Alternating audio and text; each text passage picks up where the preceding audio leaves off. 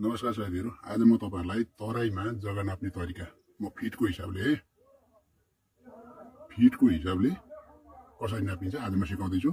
फिटको हिसाबले प्रायः तराईतिर जग्गा नाप्ने गरिन्छ। यो स्केलको जग्गा जस्तो गर्नलाई लम्बाइ भयो 250 र तल्लो छेउ भयो 240।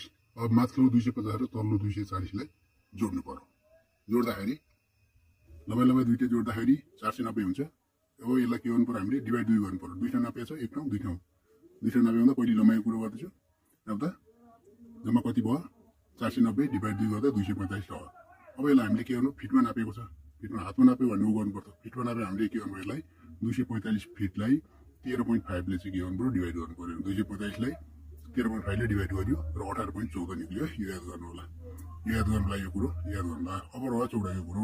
चौडाइमा चाहिँ के गर्नुपर्छ भने पहिले एक ठाउँ नापिएको छ 90 फिट, अर्को नाप्यो 80 फिट, अर्को नाप्यो 110 फिट, अर्को नाप्यो 105 फिट, अर्को ठाउँ नाप्यो 100 फिट। अब तीनटै सबैलाई जोड्नु पर्यो। 1 2 3 4 पाँचै ठाउँको जोड्दाखेरि जम्मा टोटल कति भयो, यहाँनिर 100। पाँचै ठाउँको नाप्यो, पाँचै ठाउँको नापेपछि जम्मा यसको टोटल हिसाब चाहिँ 5 ठाउँ नापिएको छ। 5 ठाउँ नाप्दाखेरि जम्मा 485 भएछ। र अब यो 5 ठाउँ नापिएको छ, 1 2 3 4 5 ठाउँ नाप्दाखेरि अब यसलाई के गर्नु, डिभाइड 5 गर्नु पर्यो। 485 को टोटल जोड्दाखेरि भन्दै डिभाइड 5 गर्नु पर्यो। 1 2 3 4 5 ठाउँ नापेको 5 भाग गर्नु पर्यो है।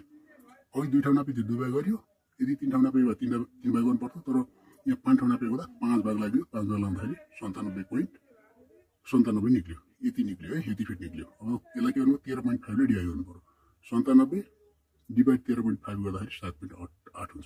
अघिको कति भएको थियो, लम्बाइको 18.14 भएको थियो। अब हामीले यसलाई के गर्नु पर्यो, यो 18.14 लाई 18.14 ले 7.18 लाई गर्नु पर्यो, गुणा गर्नु पर्यो। गुणा गरिसकेपछि हाम्रो भाग के निक्लिन्छ, यहाँ जम्मा 130.24 निक्लिन्छ। यो भनेको दूर हो। अब 130 भने 20 कठा बराबर 20 दूर बराबर 1 कठा हुन्छ। 20 कठा बराबर 1 बिघा हुन्छ। तर यहाँ 1 बिघा निक्लेन, यहाँ चाहिँ कठा निक्ल्यो। 20 दूर बराबर 1 कठा हुँदाखेरि यहाँ 100 को 5 कठा भयो, 30 को 1 कठा 10 दूर भयो भनेपछि 6 कठा 10 दूर जमिनको क्षेत्रफल यसरी निकाल्न सकिन्छ। यो बिघा भागो, यो शून्य भनेको बिघा भयो, ड्यास 6 भनेको कठा भयो, यो भनेको दूर भयो। यसरी तर त्यो चाहिँ जग्गा नाप्छ फिटको हिसाबले। हातले गरेमा 9 ले हामीले यहाँ के गर्नु पर्छ, डिभाइड गर्नु पर्छ। 13.5 को ठाउँमा 9 राख्नु पर्छ। यहाँ 13.5 को ठाउँमा 9 राखेर हामीले डिभाइड गर्नु पर्छ। तर फिटले बदलले हामीले 13.5 गरेर छ। यसरी चाहिँ तराईतिर जग्गाहरू शैलीसँग छुट्याउन सकिन्छ। बाङ्गोटिङको जग्गालाई छुट्याउन सकिन्छ। यो बाङ्गो जग्गा छ, मैले स्केल गर्दैछ।